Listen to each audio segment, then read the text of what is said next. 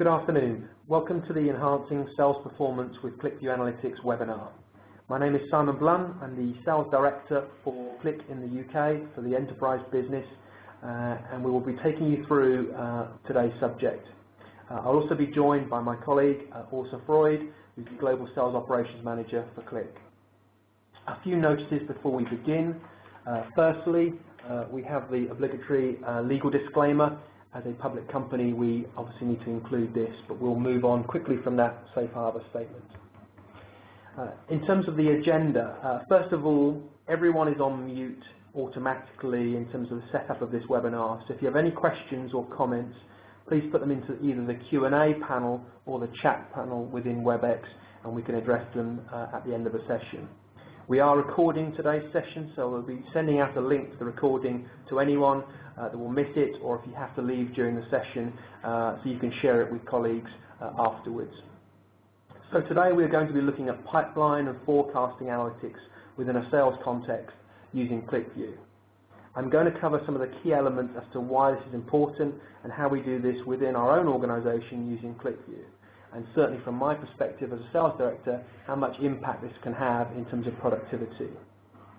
Hopefully at the end of the session, we'll have some time to go through Q&A, so let's get started.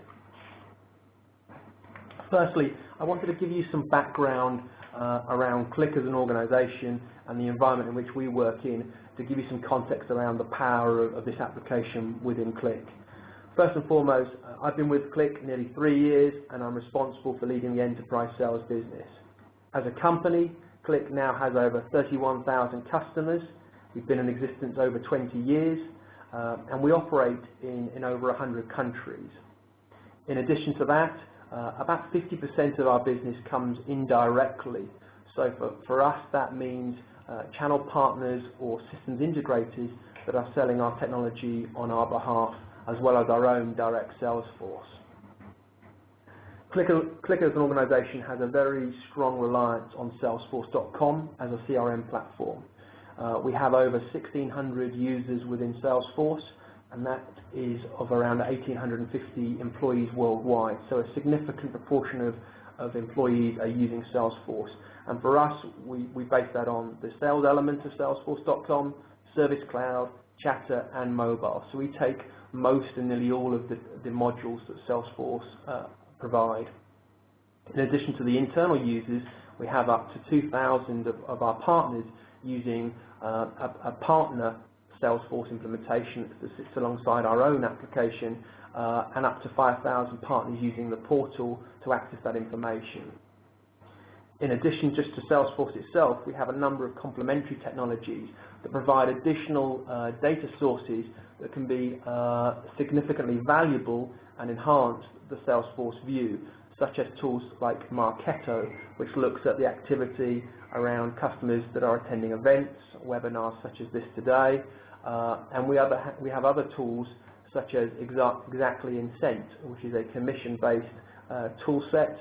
We also use Data Hub, which looks at scoring customers that are interacting with us and how we're interacting with them, and other tools such as Anaplan, which look at commission-based role plays and roles within the organization. In addition to those complementary technologies, we also have a strong internal cloud strategy around what we use for internal IT. So like all of the organizations that you'll be working with, we have an ERP system, which for us is NetSuite. We then have Workday, which is very much our HR tool set, and things like Concur and Jive, which is around collaboration technologies and expense management. So this is our own internal landscape. Any organization will look similar or have similar applications in place. They may not be the same tools, but it gives you an understanding of the landscape that we're taking this view from, and it's multiple sources of data, which gives us this insight into the sales and pipeline management. I wanted to give you some context in terms of the analytical value curve, and this is a tool set that people like Gartner and other analysts are using, but it talks about the typical customer journey through analytics. And that starts with this matrix around, on the vertical axis, the complexity of analytical tasks from simple through to complex. And on the horizontal axis, it's a view around the type of information you're looking for, whether that's a hindsight, a historical view, right through to foresight, and very much looking forward. What we see is a number of typical, what we could describe as blocks, but really taking it through from descriptive analytics, which is around delivering information, mostly to give people a visual impact of that data, but looking back historically, typically around hindsight. What happened, where did it happen, and when did it happen? You then move up this value chain to diagnostic analytics, which looks around problem solving, moving away from hindsight into why did things happen and what can we do in terms of the discovery of that. And finally, right up to the top of the curve, around predictive problem solving. You know, what next, what if type scenario.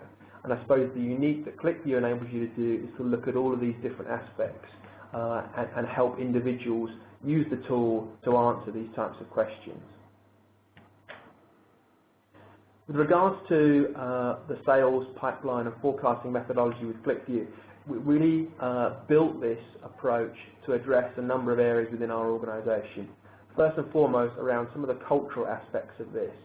And the first point being, we wanted people to use this tool and this application to make data-driven decisions. Often in sales and sales forecasting, a lot of emotion or gut feel comes into the equation, and that's what we wanted to eliminate. That is prone to error, and therefore we wanted teams and individuals to share information based on data and make informative decisions based on that similar data points. We also looked at a significant enhancement around our sales and marketing alignment, so that these two functions within the organization globally were always looking at the same elements of pipeline, forecasting, so we could make the right investments in the right areas that would have the biggest impact. Another key component was around transparency, so that everyone was looking at the same information and then acting accordingly. We didn't want to have people arguing around data points. We wanted QlikView to give you the ability to share that information collaboratively with the same transparency. Another additional benefit was the ability to answer the next question. Back to the point of the value curve on the previous slide, the ability to QlikView to be able to give you the ability to drill down, discover something, but then lead on to another question and ask the next question.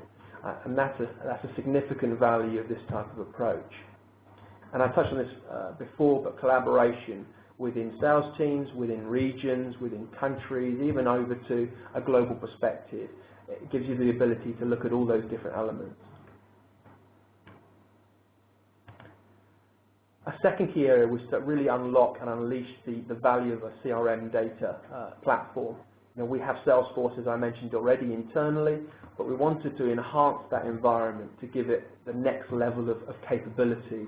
And with QlikView sitting on top of Salesforce and those other tools all providing information into QlikView, gives the ability to have a very quick snapshot on what is happening and what we can do to change activities.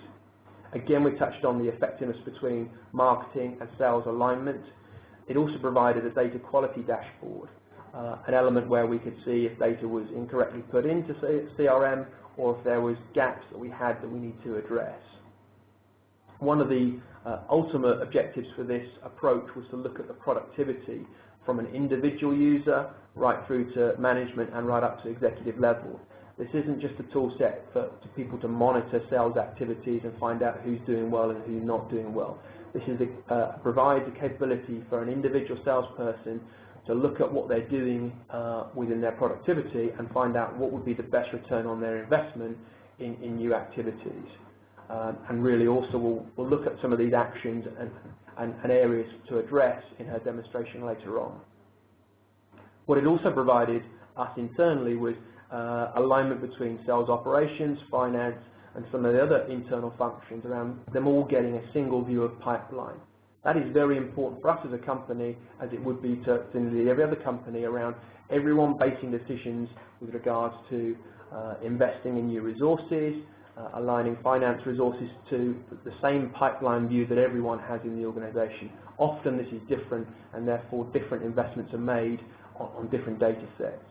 And we've then taken it to a final level around customer service and support, we can then address our pipeline and our forecast in the context of, do we need to increase our support, service and support resources in order to build on that future demand, which is a very, very key investment aspect of this perspective as well.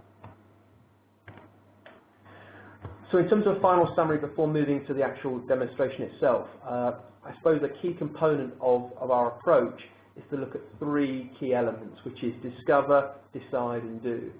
With QlikView, from a sales perspective and a sales forecasting, you look at making discoveries. What are the unique discoveries in your data that you can see? If that discovery is important, you can conduct further analysis based on it. You can then move into a decide mode around, you collaborate with others. That is interesting and it's an interesting discovery, but what does that mean to the business? It actually enables you to persuade people to act somewhat differently or invest or make a change in something that they may have not seen previously or had as a gut feel. And ultimately leading to doing something about it, empowering people responsible for change and making changes. And you can actually use QlikView to measure the success of that change in the way that you approach it. So really calling this an actionable data cycle, and it's a continuous process, but it really is a key component of what we'll show you in the demonstration moving forward. So on that note, I'd like to pass over to Åsa to conduct the demonstration.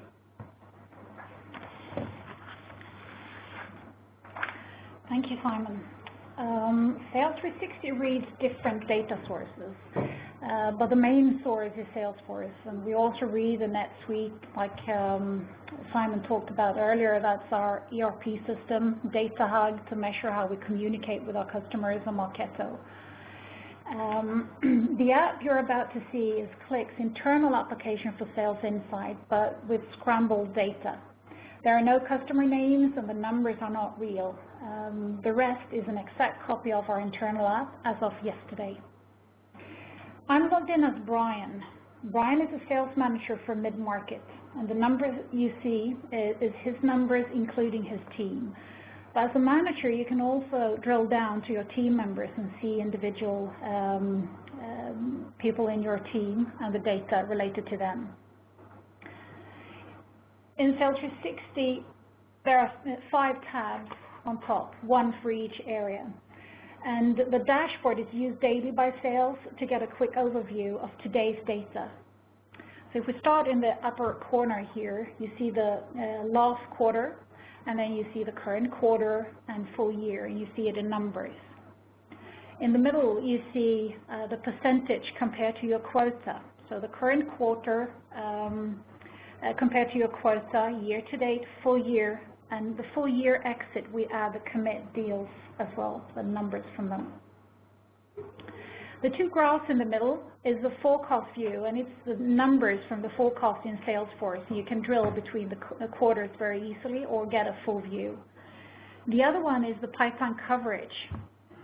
Looking at this view here, you can easily see, if you start looking at the forecast view here, the commit value for current quarter is more than the quota for current quarter. So it looks like the current quarter is looking very well. On the other side, the pipeline coverage, you can see there is a gap in both Q3, but even a bigger gap in Q4. So in just a few moments, you can discover a gap, and you can decide that you need to take actions on this.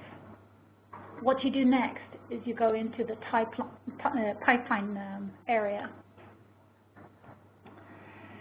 And here you see the coverage, the pipeline coverage, the same graph again, but you also get another view of pipeline coverage as we do at QlikTech. We have the weighted pipeline compared to your quota.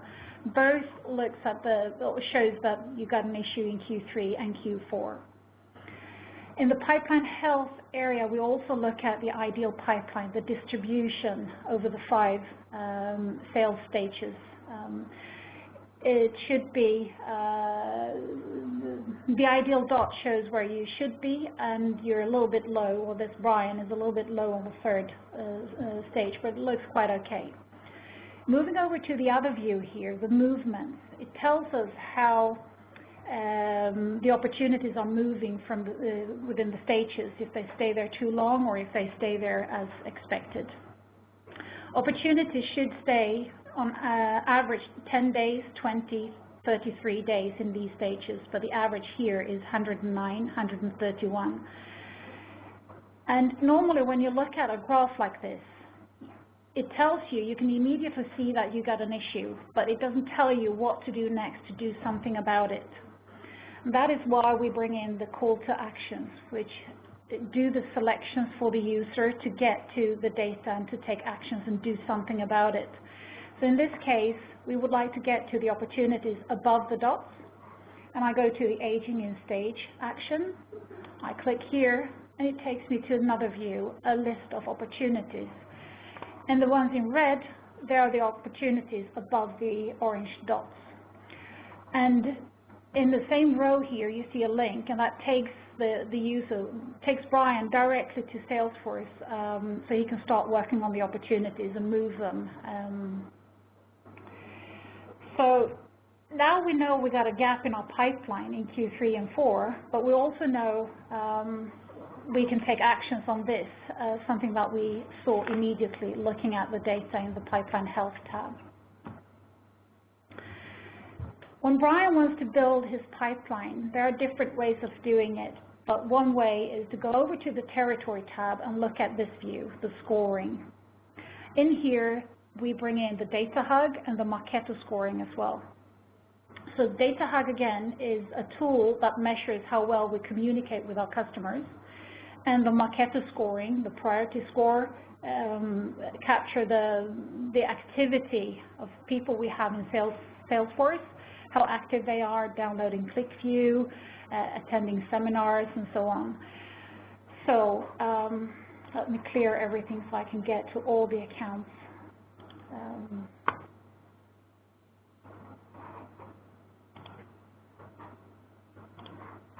So in this view, he's got almost 1,600 accounts that he works on. Clicking at this low hug rank and the high priority score takes us down to 148 accounts instead. It's a lot easier to work on the smaller number of accounts, but 150 is still too many. Then you can easily go into the table and do selections. An invoice customer, if I click yes, I will get a list of 28 accounts. All of them are our customers. And the next column will tell if we have an open opportunity already or not. So if I select no here, I go down to 19 accounts. And that is a lot easier to start working on. And of course, there is a link to Salesforce, so you can go straight into Salesforce and start working on these accounts. So we started at the dashboard where we discovered we have a pipeline gap in Q3 and Q4. We moved over to pipeline to understand more about the pipeline and saw we have quite a few opportunities aging to. Then we moved to the Territory tab to select the most important customers to work on to build pipelines for Q3 and Q4. I will now give you two other examples what we do in Sales 360. One is the discount analysis using what-if scenarios and the forecast accuracy. Showing you the discount analysis, I will move over to close to understand what happened last year. I click on the discount analysis. I see the numbers related to Brian, and then I click 2013. There is a slider bar here, and that is one way to do the what-if scenarios in QlikView, and I can move this. And let's say if Brian could decrease his discount by 5% of all closed deals last year, then he can easily see here the net increase would have been $610,000 US. Doing the same thing in pipeline, you will understand what you can do about the open opportunities and the discount. Going over to here, you will directly see on the open opportunities, you could get a net increase by almost 400,000 if you decrease the discount by 5%.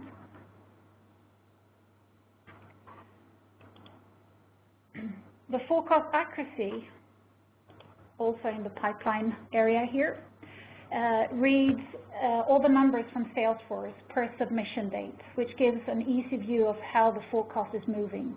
We compare the quota with a submitted commit in the beginning of a quarter. And in this view, you see the quota for Brian for current quarter, and you see the forecast submission versus quota, which is what he did in the beginning of a quarter. He said he's going to do 82% of his quota. Right now, he's done 20% of the 82. Looking at last quarter, you see there are 2.7 million in quota. He said he's going to do 59% of his quota, but he actually did 155% of the 59.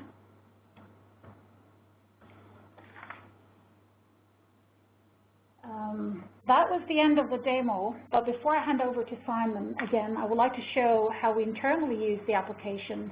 In this demo, I use the desktop version of QlikView, but to make it easier for the users, we bring in the app as a tab right in Salesforce. So we got the accounts, leads, contacts, opportunities, and we got one tab called Sales 360. And Brian can go in here and do all the selections right within the Salesforce environment. Thank you, and over to you, Simon.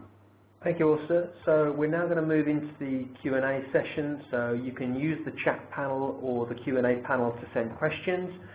We'll try to get through as many of these as possible in the remaining time, but if we don't get to yours, don't worry, we will follow up after the webinar answering all the remaining questions. So I think we might have already had some questions come through via the chat panel. Yeah, so we've had a few questions come through, which is great. So the first question we've got here is, how do we get hold of the Sales 360 application? So good first question. This is an application that we do have on our demo site and are available to share with customers, but what I would say is that every environment is typically different. I talked about our environment with the tools that we use, i.e. Salesforce and some of the complementary technologies. Some of them may be similar to what you're using in your own environment, but typically we use Sales 360 as a template of an application for them people to use 60 or 70% of and then customize to the relevant environment that you've got. So it is available to share, but typically we would not expect people to deploy it per se because it's based on our own environment and not matching potentially your own environment. Okay, so the next question, what can't you do in Salesforce that you can in QlikView? So maybe I'll pass over to Åsa to address this one. It is a very key one. Obviously, we use Salesforce very strongly internally, but there's a number of things that this does that Salesforce doesn't do or doesn't do very easily. So maybe I'll pass over to you, Åsa, for that. Yeah. We read Salesforce data, so you can get to the data in Salesforce, but you can't get it to in a simple view. For example, the forecast accuracy.